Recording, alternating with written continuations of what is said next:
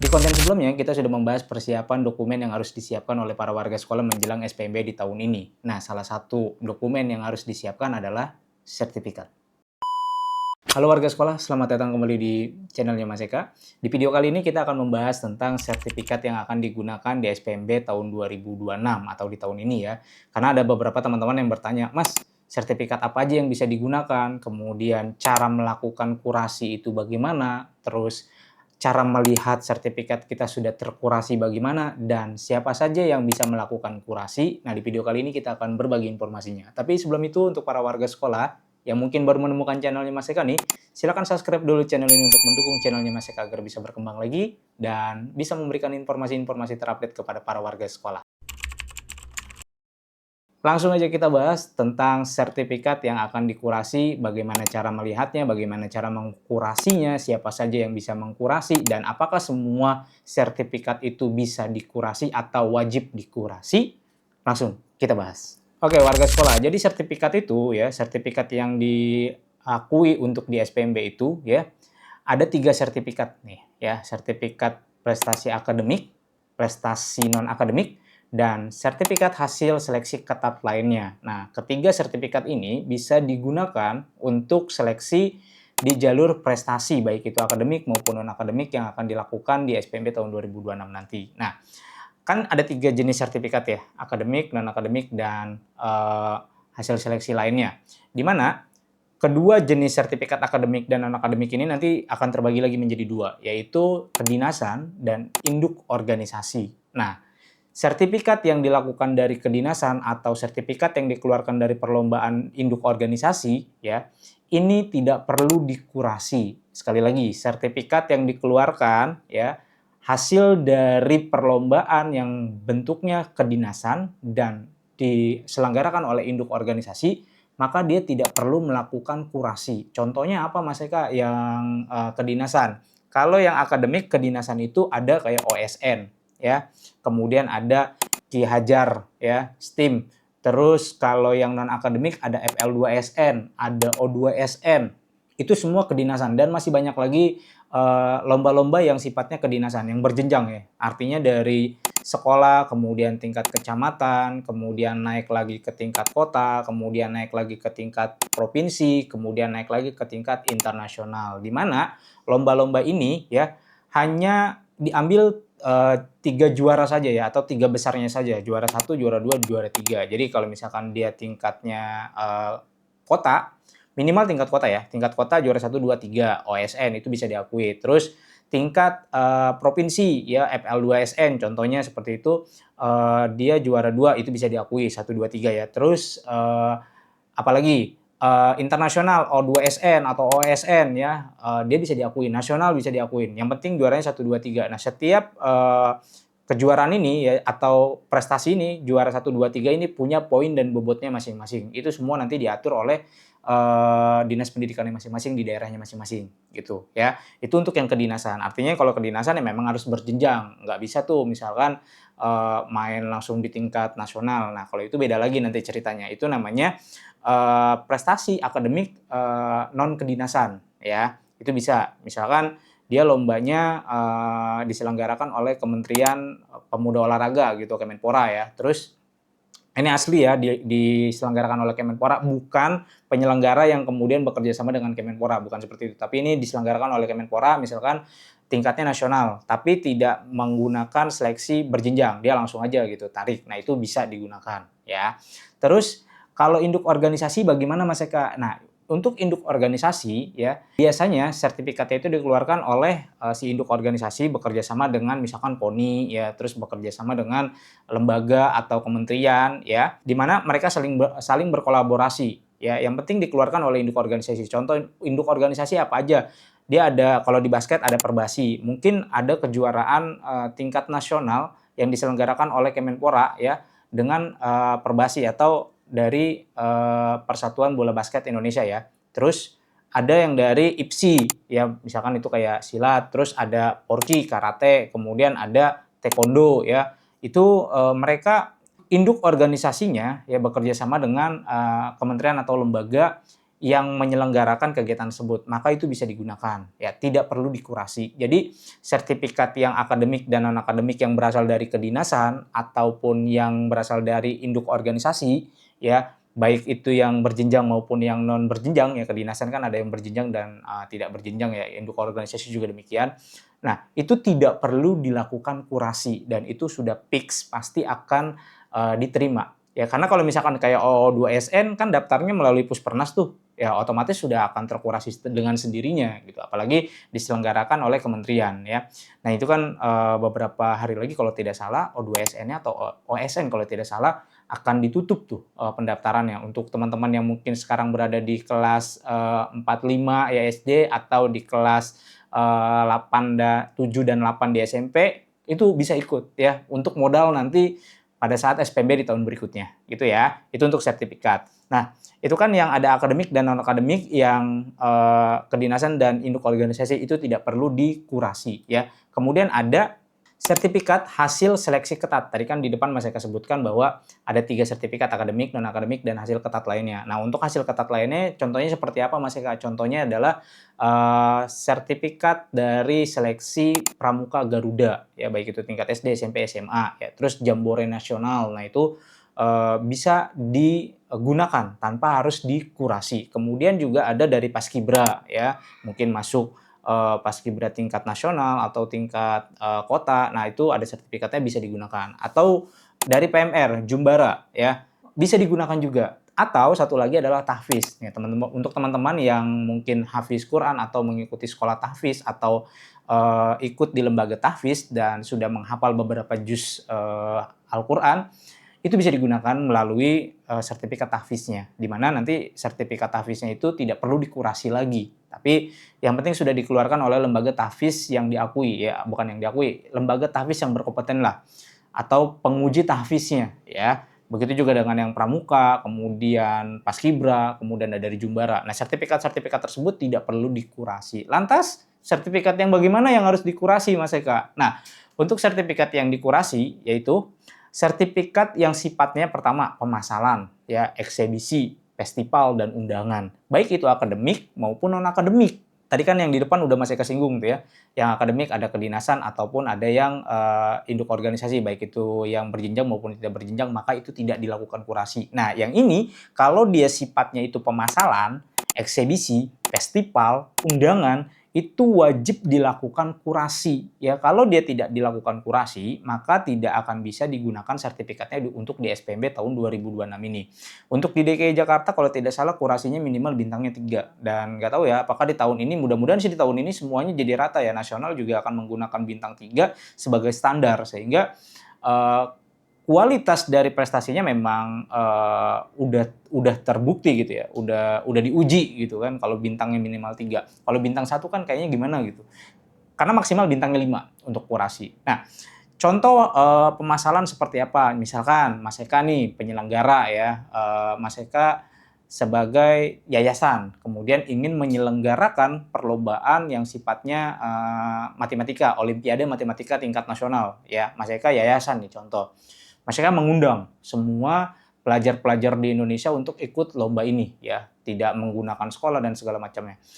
Mas Eka buka aja gitu ya melalui media sosial, terus nanti Mas Eka selenggarakan di satu tempat, mengerjakan soal atau melakukan perlombaan tersebut. Nah, perlombaan tersebut wajib dikurasi. Siapa yang mengkurasi? Nanti kita akan bahas ya. Atau yang festival, misalkan festival tari, festival seni budaya, terus ada festival apalagi banyak festival-festival yang kemudian penyelenggaranya itu wajib melakukan kurasi ya. Sama sertifikatnya juga wajib dikurasi. Nggak boleh nggak. Kalau tidak dikurasi maka tidak bisa digunakan untuk di SPMB tahun 2026 ini. Terus ada undangan, contoh misalkan Mas Eka diundang atau warga sekolah diundang oleh penyelenggaraan Mas Eka untuk ikut lomba. Nah, itu juga sama harus wajib dikurasi. Jadi nggak semua sertifikat itu wajib dikurasi. Yang dikurasi adalah yang tadi hanya 4 aja, pemasalan, eksebisi, undangan, dan festival. Baik itu akademik maupun non-akademik. Selebihnya tidak perlu dikurasi. Kayak O2SN. Mas Eka saya dapat O2SN, apakah dikurasi? Nggak perlu. Tinggal lihat aja. Biasanya tingkat O2SN yang dapat sertifikat itu tingkat kota ya. Tingkat kota, tingkat provinsi, kemudian tingkat nasional. Kalau misalkan dia tingkat provinsi, ya nanti poinnya ada sendiri. Seperti itu. cara melihat kurasinya bagaimana Mas Eka? Ya, apakah ini saya punya sertifikat nih Mas Eka. Kayaknya ini festival deh. Apakah ini sudah dikurasi? Nah, cara melihatnya untuk para warga sekolah bisa langsung kunjungi webnya ya di SIMT ya, SIMT Kemendikdasmen ya .go.id. Nanti di situ para warga sekolah sudah ada tampilan yang langsung ke landing page-nya warna biru. Para warga sekolah tinggal klik saja yang kurasi di atas. Di sini walaupun ada pencarian ya, di sini ada cek portofolio peserta baru ya atau prestasi kamu, cek portofolio prestasi kamu. Nanti di sini bisa ngecek nih kita nih portofolio kita. Tapi nanti ini kita bahas nanti aja. Kita langsung ke kurasi yang ada di atas ini ya. Nah, ketika sudah diklik kurasi, maka nanti tampilannya akan seperti ini. Nah, di sini para warga sekolah bisa mengecek ya. Di situ ada yang namanya ajang talentanya ya, ajang talentanya, di mana di situ nanti akan bisa kita cek ya.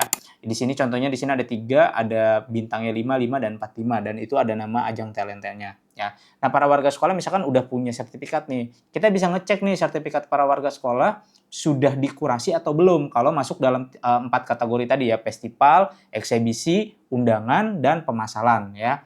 Nah, kita tinggal cari ya, klik, terus kemudian akan tampil seperti ini ya. Di sini kita akan bisa mencari nama cabangnya, nama ajangnya, hasil kurasinya. Nah, hasil kurasinya tuh yang ini ya.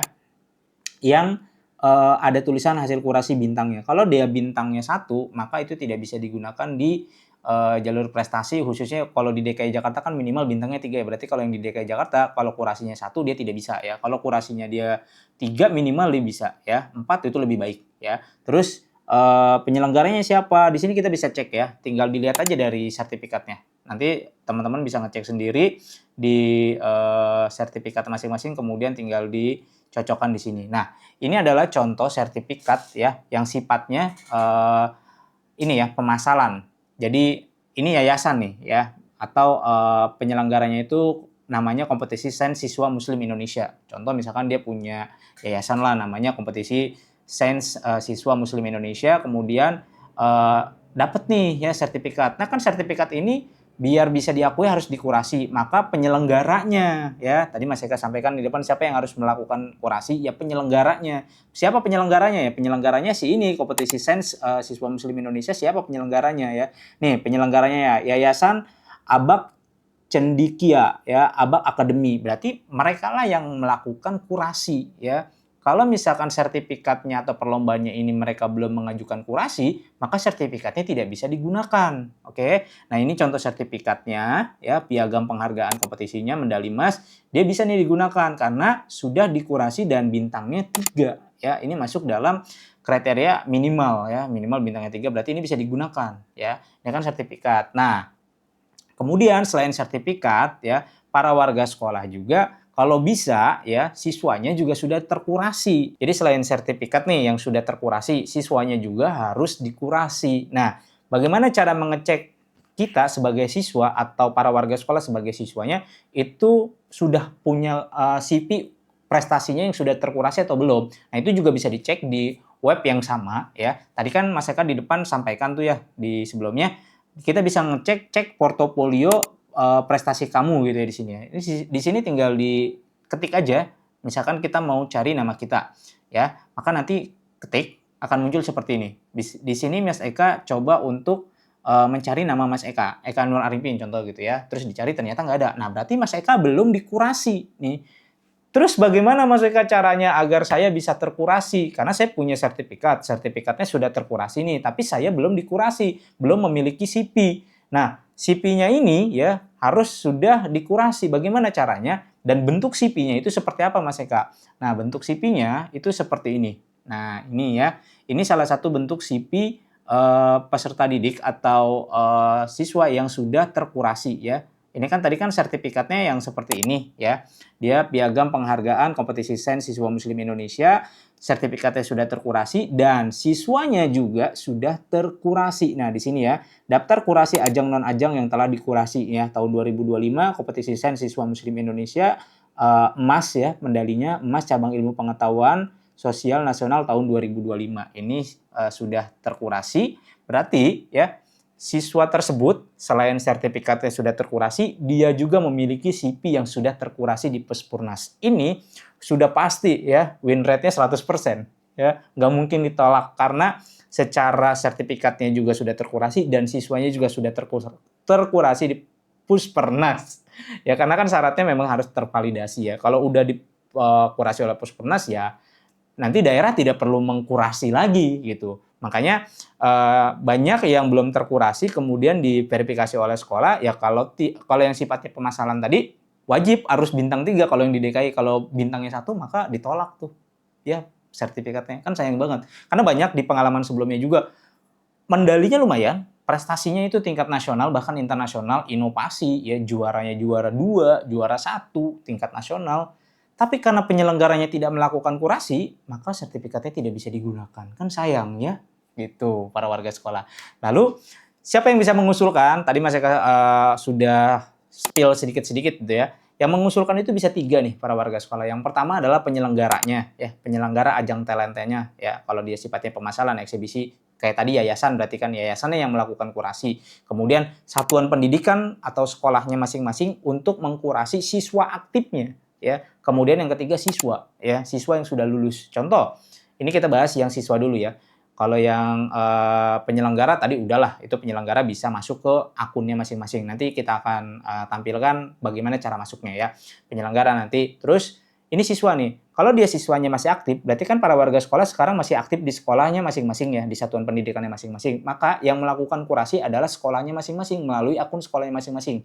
Tinggal ditambahkan, ya ditambahkan nama siswanya, terus cari ajang talentanya. Dengan catatan ajang talentanya sudah terkurasi, ya. Jangan sampai ajang talentanya belum terkurasi, kemudian siswanya ingin mengajukan kurasi, ya nggak akan muncul juga nanti ajang talentanya, ya. Terus yang ketiga nih, siswa yang lulus ya, yang sudah tidak aktif di sekolahan, misalkan tahun kemarin dia gap year, misalkan tidak sekolah ya, tapi dia memiliki prestasi, ingin mengkurasi, punya CV kurasinya gitu. Ya udah, ajang talentanya sudah terkurasi, tapi dia belum terkurasi gitu ya. Belum punya CV kurasi seperti yang tadi Mas Eka sampaikan, yang di ini ya, contohnya seperti ini, maka dia bisa mengajukan sendiri dengan catatan dia sudah tidak aktif lagi di satuan pendidikan. Tapi kalau dia masih aktif di satuan pendidikan, maka tugas satuan pendidikan yang mengkurasi atau mengusulkan kurasi ke Puspernasnya. Seperti itu para warga sekolah ya. Nah, ini untuk tampilan masuk ke akun kurasinya ya. Tinggal para warga sekolah masuk ke websitenya kurasi strip prestasi .kemendikdasmen.go.id ya /login. Di situ ada 3 ya. Pertama adalah penyelenggara talenta, kemudian sekolah dan peserta didik yang sudah tidak aktif lagi ya. Baru bisa nanti tinggal login kemudian lengkapi persyaratannya masing-masing. Ada beberapa persyaratan yang harus memang dilengkapi. Jadi nggak bisa main ngajuin-ngajuin begitu aja. Semua ada prosedur dan ada syaratnya yang wajib dipenuhi semua. Kemudian ini juga penting untuk para warga sekolah yang mungkin ketika mengecek di web kurasinya ternyata ya, waduh ini belum terkurasi, bagaimana Mas Eka cara mengajukannya ya? Tadi seperti yang sudah Mas Eka sampaikan. Nah, ada beberapa jadwal yang para warga sekolah bisa catat untuk jadwal kurasinya yang mudah-mudahan bisa cepat ya karena ini waktunya sangat sedikit sekali.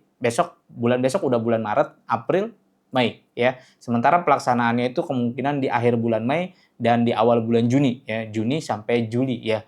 Itu penyelenggaraan SPMB nanti sekitaran di bulan itu. Jadi tinggal tersisa 2 bulan ya, tidak sampai 3 bulan, 2 bulan dari sekarang. Kalau memang belum terkurasi maka para warga sekolah coba untuk mengajukan kurasinya, atau kalau yang penyelenggaranya tadi permasalahan, yayasan dan segala macamnya, tanya ke penyelenggaranya apakah sudah terkurasi atau belum. Kalau dia belum melakukan kurasi, bisa mengajukan kurasi. Nah, berikut jadwal dari untuk pengajuan kurasinya. Nah, untuk jadwal kurasi talenta tahun 2026 ini ada 12 batch ya. Tinggal nanti para warga sekolah lihat kalau yang sudah terlewat batch-nya maka lanjut ke batch yang berikutnya aja. Yang penting terkurasi sebelum pelaksanaan SPMB-nya dimulai. Seperti itu para warga sekolah. Jadi udah sedikit agak terbuka ya. Jadi tidak semua sertifikat itu bisa dikurasi atau tidak semua sertifikat itu wajib dikurasi. Kalau yang sifatnya kedinasan dan induk organisasi baik itu yang berjenjang maupun yang tidak berjenjang itu tidak perlu dikurasi. Terus hasil seleksi lainnya seperti tahfiz, pramuka Garuda, Jambore Nasional, Paskibra, Jumbara itu tidak perlu dikurasi. Nah, terus yang dikurasi adalah hanya 4. Yang pertama pemasaran, kemudian festival, terus eksibisi dan undangan. Hanya ini aja yang dikurasi, selebihnya tidak perlu dikurasi. Dan yang melakukan kurasi untuk sertifikatnya maka penyelenggaranya yang mengajukan, bukan pesertanya atau bukan siswanya, tapi penyelenggaranya yang melakukan kurasi ya, sampai minimal kurasinya itu bintang 3. Kalau kurasinya 1, maka sertifikatnya juga percuma, tidak akan bisa digunakan. Kemudian kalau siswanya ingin memiliki CV yang terkurasi, maka silakan hubungi sekolahnya untuk mengajukan kurasi dengan catatan talentanya sudah terkurasi terlebih dahulu. Karena ada beberapa teman-teman terutama di kelasnya Mas Eka, di kelas SPMB-nya Mas Eka ya, di kelas pendampingan Mas Eka. Kebetulan Mas Eka sudah membuka untuk kelas pendampingannya untuk yang di tahun 2026 ini. Itu ada beberapa teman-teman yang sertifikatnya sudah terkurasi, tapi ininya belum terkurasi. Jadi seperti itu para warga sekolah. Oke, mungkin itu aja informasi yang bisa Mas Eka sampaikan. Mudah-mudahan informasi ini bisa bermanfaat untuk para warga sekolah. Mas Eka undur diri, sampai jumpa di konten berikutnya. Assalamualaikum warahmatullahi wabarakatuh.